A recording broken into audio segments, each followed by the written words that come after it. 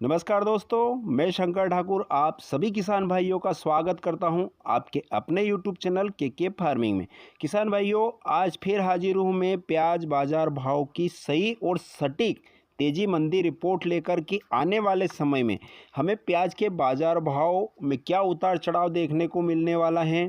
उसके बाद किसानों को प्याज बेचना चाहिए या अभी और स्टॉक करके रखना चाहिए, इसके बारे में भी हम विस्तार से जानकारी देंगे। उसके बाद अभी जो मार्केट में एक न्यूज़ चल रही है कि अफ़गानिस्तान से 80,000 मीट्रिक टन प्याज आयात हो रहा है, तो ये बात कहाँ तक सही है, इसके बारे में भी आपको विस्तार से बताएंगे। तो वीडियो में आखिरी तक अवश्य बने रहिएगा। और अगर जो किसान मित्रों आपको यह जानकारी अच्छी लगे तो एक लाइक अवश्य कर दीजिएगा ताकि मेरी मेहनत सफल हो जाए। और अभी तक अगर जो आपने चैनल को सब्सक्राइब नहीं किया है तो खेती-बाड़ी और बाज़ार भाव की सही सटीक अगर जो रिपोर्ट आप जानना चाहते हैं तो चैनल को भी सब्सक्राइब अवश्य कर लीजिए। दोस्तों, आगे प्याज के बाज़ार भाव क्या रहेगा इसके ऊपर तो हम बाद में बात करेंगे, लेकिन एक प्याज किसान भाइयों के लिए बहुत ही महत्वपूर्ण खबर है और इसको आपको सुनना चाहिए, वो जानना बहुत ही ज़रूरी है। जिनने प्याज का स्टॉक कर रखा है हमारे किसान भाइयों ने, और उनके सपने हैं कि हमें आगे चलकर एक अच्छा भाव मिलेगा। लेकिन अभी जो किसानों के साथ में एक स्कैम हो रहा है, एक धोखाधड़ी की तैयारी हो रही है, एक बहुत बड़ा स्कैम खेला जा रहा है। जिन किसान भाइयों ने प्याज स्टॉक किया है उनके सपनों को चकनाचूर करने की तैयारी हो चुकी है पूरी तरह। अभी मार्केट में एक अफवाह फैलाई जा रही है कि अफ़गानिस्तान से 80,000 टन प्याज का आयात हो रहा है। ये बहुत बड़ी न्यूज़ है किसान भाइयों। और ये जो बड़े-बड़े व्यापारी हैं जिन्होंने हज़ारों टन प्याज का स्टॉक कर रखा है, वो इसी फिराक में लगे हुए हैं कि किसानों के बीच में ये अफ़वाह फैलाई जाए, किसान जल्दी से जल्दी हड़बड़ाहट में गलत फैसला लें और प्याज को ज़्यादा से ज़्यादा निकालना प्रारंभ कर दें, ताकि मंडियों में अभी जो ये सीमित आवक बनी हुई है 30 से 35 हज़ार कट्टे की, ये डायरेक्ट 70 से 80 हज़ार 90 हज़ार कट्टे तक पहुंच जाए और इसका वो फ़ायदा उठाए, भाव नीचे जाए और सारा माल किसान जल्दी से निकाल दें। और बाद में जो समय बचेगा, अभी नया प्याज आने में बहुत समय बचा है, 2 से 3 महीने का समय बचा हुआ है। इसके बीच में वो फिर अच्छे और बढ़िया भाव के मज़े ले सकें। ये स्कीम चल रहा है, लेकिन अभी कहीं से भी सरकार ने कोई एग्रीमेंट नहीं किया है, प्याज आयात की मंजूरी नहीं दी है, सरकारी वेबसाइट पे इसकी कोई पुष्टि नहीं हुई है, कहीं से भी प्याज का आयात नहीं हो रहा है। ये बिल्कुल 100% पक्की खबर है। और अगर जो ये आप गलत साबित कर दो तो मैं आपसे माफ़ी मांगने के लिए तैयार हूँ, लेकिन मैंने जहाँ तक जानकारी निकाली है प्याज का कोई आयात नहीं हो रहा है।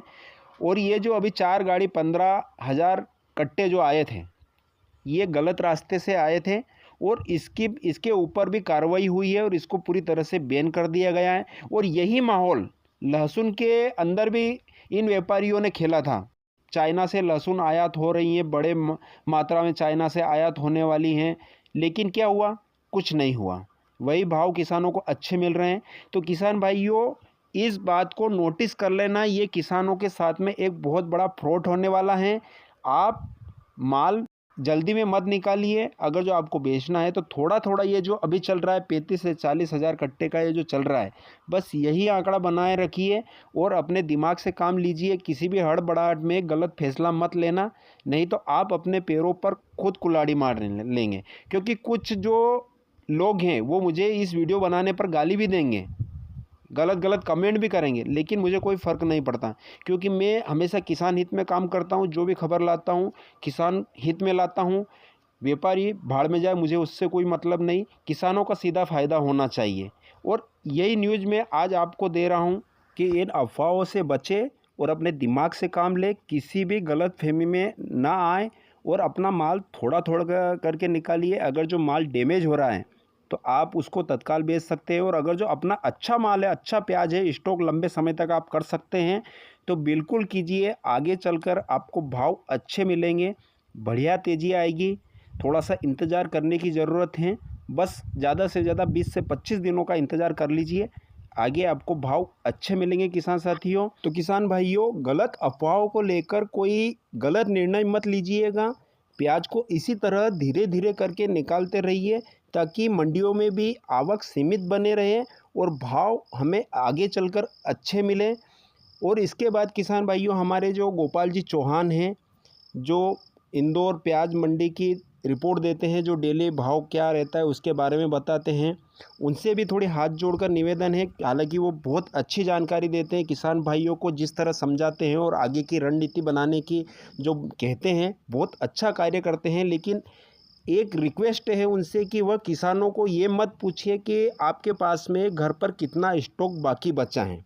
इससे क्या होता है कि व्यापारी को पता चलता है कि किसानों के पास में अभी माल इतना और बचा है।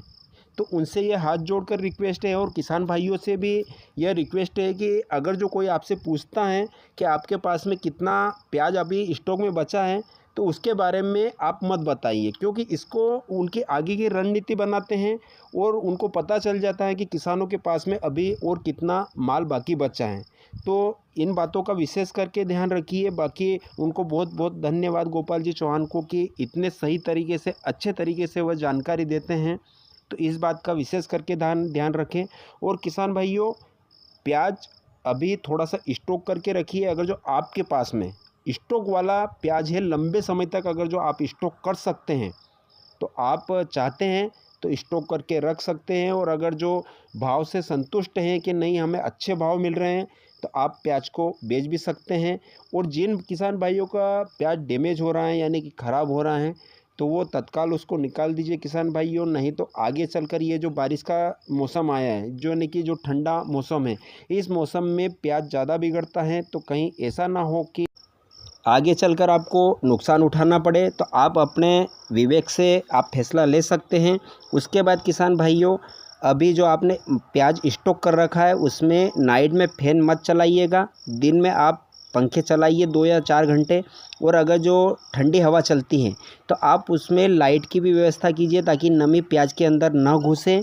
तो ये थी संपूर्ण जानकारी। आशा है कि आपको वीडियो अवश्य पसंद आया होगा।